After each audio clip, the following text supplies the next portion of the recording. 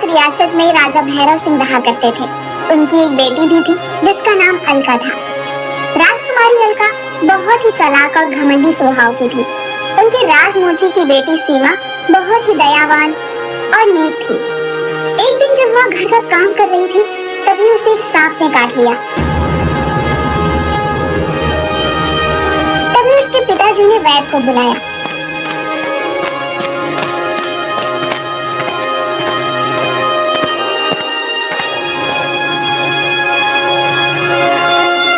सांप का जहर खून में चला गया है, बस किसी चमत्कार से ये ठीक हो सकती है।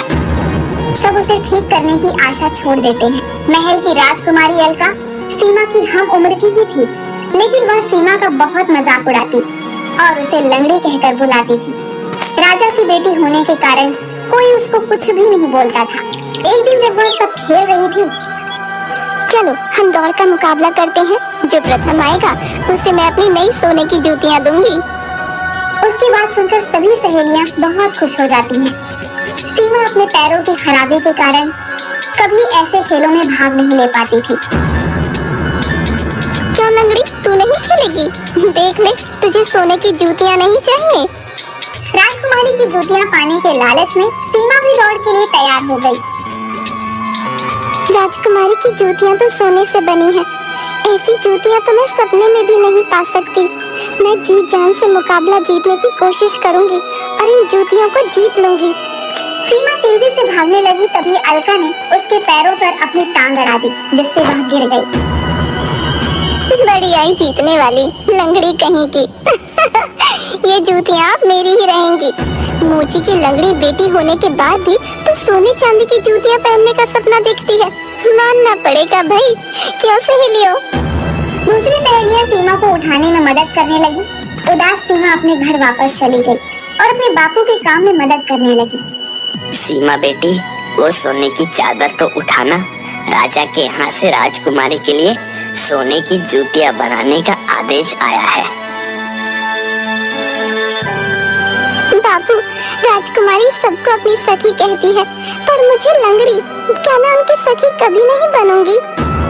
ऐसा नहीं है बेटी, तू तो दिल से राजकुमारी ही है। तुझे देखने के लिए सच्ची आंखों की जरूरत है। मेरे लिए भी सोने की जूतियां बनाओ ना पिताजी। क्या मैं कभी सोने की जूतियां नहीं पहनूंगी? बेटी, तेरा पिता गरीब है, पर तू चिंता ना कर। भगवान ने अगर तेरी किस्मत में लिखा होगा तो तुझे सोने की जूतियां जरूर मिलेंगी, और वो भी मैं ही बनाऊंगा। धीरे धीरे इस बात को काफी दिन बीत गए। दिन सालों में सीमा समय के साथ बड़ी होती जा रही थी। एक बार रायगढ़ रियासत के महाराज राजा विक्रम और उनका पुत्र राजकुमार प्रताप सिंह महाराज भैरव सिंह से मिलने आते हैं। आइए आइए, आपका स्वागत है। अरे वाह भैरव, कैसे हो मित्र? मैं तो ठीक हूँ मित्र, और हमारे राजकुमार तो काफी बड़े हो गए हैं। काफी किस्से सुने हैं तुम्हारी वीरता के, हमें बहुत खुशी है। इसी तरह अपने पिताजी का नाम रोशन करो। जी महाराज। अब सारी बातें यहीं करोगे या अंदर भी बुलाओगे? माफ करना मित्र, आओ ना, अंदर आओ। इसके बाद सब अंदर चले जाते हैं। तभी राजकुमार को कहीं से लड़कियों की हंसने की आवाज आती है। वो उस आवाज के पीछे जाने लगते हैं। तभी उन्हें सब खेलते हुए दिखाई देती हैं। लेकिन सीमा चुपचाप बैठकर एक घायल कबूतर को दाना खिला रही होती है। अरे, तुम उन लड़कियों के साथ खेलती क्यों नहीं? इस घायल कबूतर के साथ क्यों समय बिता रही हो? ये परिंदा अपना दर्द किसी से नहीं कह सकता। मुझे इसका दर्द दूर किए बिना चैन नहीं मिलेगा। ये सुनकर राजकुमार सीमा को देखकर मुस्कुराने लगते हैं। लेकिन तभी राजकुमारी अलका राजकुमार प्रताप के पास आकर उनसे उनका परिचय मांगती है। आप कौन हैं? मैं रायगढ़ रियासत का राजकुमार प्रताप सिंह हूँ। मैं इस राज्य की राजकुमारी हूँ। आपसे मिलकर खुशी हुई। राज्य घूमना चाहेंगे हमारे साथ? अगर आप चाहती हो तो क्यों नहीं। ठीक है, हम कल आपको राज्य भ्रमण पर ले चलेंगे। ठीक है, कल पिताजी को भी सूचित कर दूंगा। उन्हें भी आपका राज्य देखने की बहुत इच्छा थी। यहाँ आने से पूर्व वो यही बात कर रहे थे कि समय मिला तो वो जरूर नगर भ्रमण पर निकलेंगे। हमने सुना है आपके राज्य में अद्भुत नदियाँ और हिरणे हैं। इसके बाद वो वहाँ से चले जाते हैं। सीमा कबूतर को हाथ में लिए आगे बढ़ जाती है।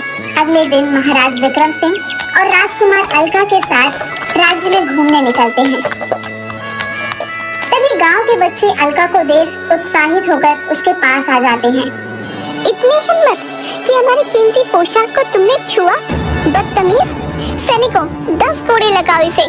और बाकी तुम याद रखो सभी, जब तक हमारी सवारी निकल ना जाए घुटनों के बल बैठ जाओ। क्या तुम्हें पता नहीं हम कौन हैं? राजकुमारी के आगे जाते ही सीमा लंगड़ाते हुए वापस आती है। कैसे हो भाई? लो ये पानी पियो। लाओ तुम्हें हल्दी का लेप लगा देती हूँ, जल्दी ही ठीक हो जाओगे। तुम्हारा क्या नाम है? क्या तुम मेरी जीवन संगिनी बनोगी? मैं एक राजकुमार हूँ। देखिए, मेरी शादी का फैसला सिर्फ मेरे पिताजी ही लेंगे, ये मेरा विषय नहीं। वैसे भी आप जान लें कि मैं बचपन से विकलांग हूँ। ये कितनी सच्ची और दयालु है। मेरी पत्नी को ऐसा ही होना चाहिए। पिताजी, मैं इससे शादी करना चाहता हूँ। बेटा, मैं अमीर गरीब में कोई फर्क नहीं करता।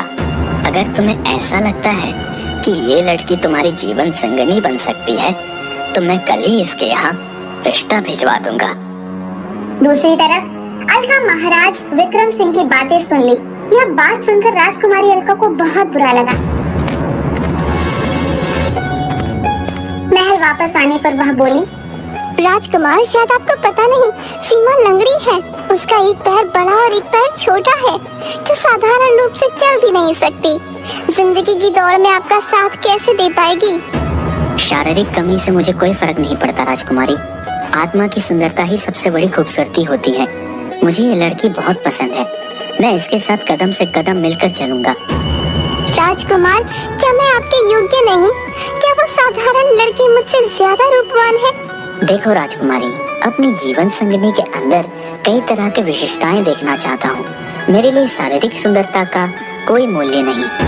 अगर ऐसा है तो आपको उसकी परीक्षा लेनी चाहिए। कोई ऐसा मुकाबला कराना चाहिए जिससे उसकी असली विशेषता का पता चले। हाँ, तुम्हारी बात तो ठीक है। तुम ही बताओ, हमें किस चीज का मुकाबला करवाना चाहिए कि हम जान सके उस लड़की में कितनी हिम्मत और वो सुख दुख का बोझ किस हद तक उठा सकती है। ठीक है राजकुमार, हम लंगड़ी टांग की प्रतियोगिता करवाएंगे।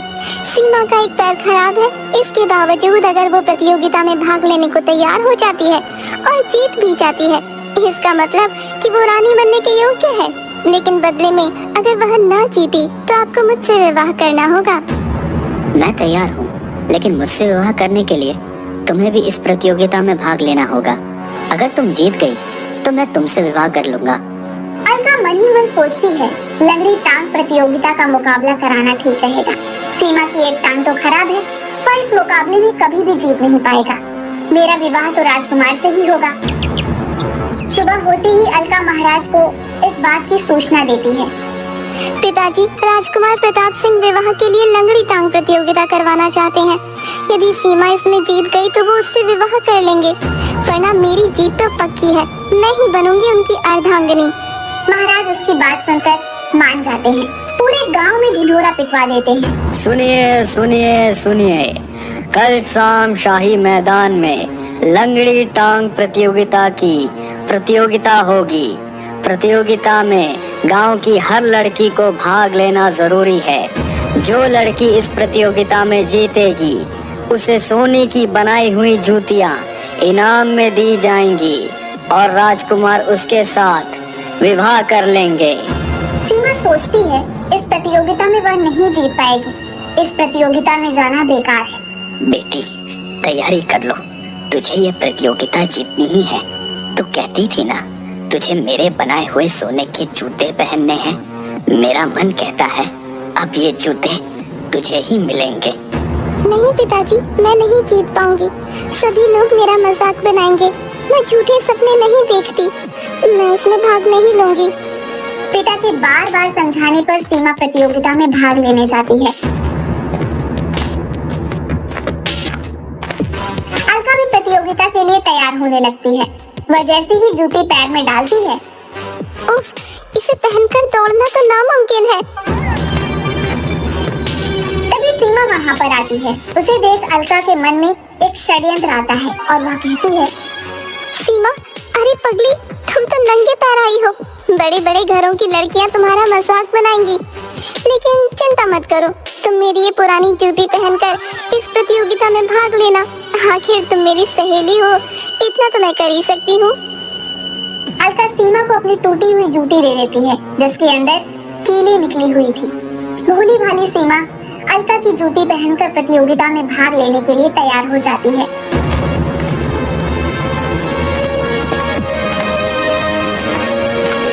राजकुमारी कितनी अच्छी है, कितना ख्याल रखती है। दौड़ के समय मेरे पैर में दर्द ना हो, इसलिए उन्होंने मुझे अपनी जूती दे दी। मैं बेकार ही उन्हें गलत समझती थी। महाराज सभी लड़कियों को दौड़ शुरू करने का इशारा करते हैं। आप सभी को अपनी एक टांग से इस दौड़ को पूरा करना है। अब आप दौड़ शुरू करें। सभी लड़कियां दौड़ना शुरू कर देती हैं। दौड़ती हुई सीमा के पैरों में जूती में निकली कीलें चुभने लगती हैं।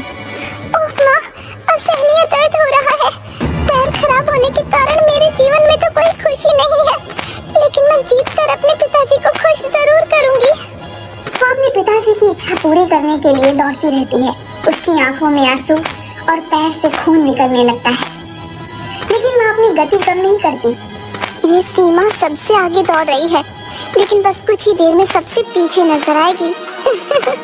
अभी जूती अपना कमाल दिखाना शुरू करेगी। अलका मन ही मन पूरी तरह से निश्चिंत होती हुई धीरे धीरे दौड़ते हुए चलती है। उसकी नजर सीमा के पैर पर पड़ती है और वह हैरान हो जाती है कि जूती के बाहर काला काला खून बह रहा होता है, लेकिन सीमा की गति पहले से भी तेज हो गई होती है। ये क्या हो रहा है? ये सीमा क्या ही प्रतियोगिता जीत जाएगी? क्या इसका विवाह प्रताप सिंह से हो जाएगा? मेरे पैरों में दर्द हो रहा है, बाकी लड़कियां भी रुक गई हैं। आखिर ये सीमा क्यों नहीं रुक रही? आखिरकार सीमा प्रतियोगिता जीत जाती है और जब उससे पूछा जाता है कि वह यह प्रतियोगिता कैसे जीती और विकलांग होने के बाद भी उसकी दौड़ की गति इतनी तेज कैसे थी, तो वो कहती है, मैं सभी को बताना चाहती हूँ, मेरी जीत का कारण है राजकुमारी अलका। यदि उन्होंने अपनी कीलों वाली जूती मुझे नहीं दी होती तो मुझे दर्द नहीं होता। इस दर्द के कारण मैं जल्दी से जल्दी इस प्रतियोगिता को पूरा कर लेना चाहती थी। अलका शर्मिंदा होकर अपना सर झुका लेती है और राजकुमार प्रताप सिंह, सीमा, इस लंगड़ी टांग प्रतियोगिता के जीत के इनाम सोने की जूतियों के साथ मैं ये ऐलान करना चाहता हूँ कि मैं तुम्हें अपनी पत्नी बनाना चाहता हूँ। क्या तुम्हें कोई ऐतराज है? राजकुमार, मैं एक साधारण लड़की होने के साथ साथ विकलांग भी हूँ। आपके लिए उपयुक्त जोड़ राजकुमारी अलका ही है। अरे बेटी, तुम तो बिल्कुल सामान्य तरीके से खड़ी हो। ये तो चमत्कार है, मेरी सीमा ठीक हो गई है। सीमा अपनी टांग देखने के लिए जूती उतारती है तो वो हैरान रह जाती है, क्योंकि उसकी टांग बिल्कुल सामान्य हो गई थी। कीलों के लगातार चुभते रहने से सांप का पुराना जहर उसके खून के साथ बाहर निकल गया था। राजकुमारी, तुमने तो मेरी जिंदगी बदल दी। अगर तुम नहीं होती तो मेरी टांग ठीक नहीं होती। देखा बेटी, मैंने कहा था ना, मेरा दिल कह रहा था ये सोने की जूतियां अब तू ही पहनेगी। जा बेटी, राज कर अब। तू जीवन की हर दौड़ में हमेशा जीतते रहेगी। अलका मन ही मन शर्मिंदा होती गई। सीमा, राजकुमार का सही जोड़ तुम ही हो। तुम्हारे आगे आज खुद को मैं बहुत छोटा महसूस कर रही हूँ। मैंने जानकर तुम्हें टूटी जूतियाँ दी थी ताकि तुम हार जाओ। मुझे माफ कर दो सखी। राजकुमारी ने सीमा को गले से लगा लिया और सीमा की शादी राजकुमार के साथ हो जाती है, जिससे राजकुमार उसे अपने हाथों से सोने की जूतियां पहनाता है और सब खुशी खुशी रहने लगते हैं।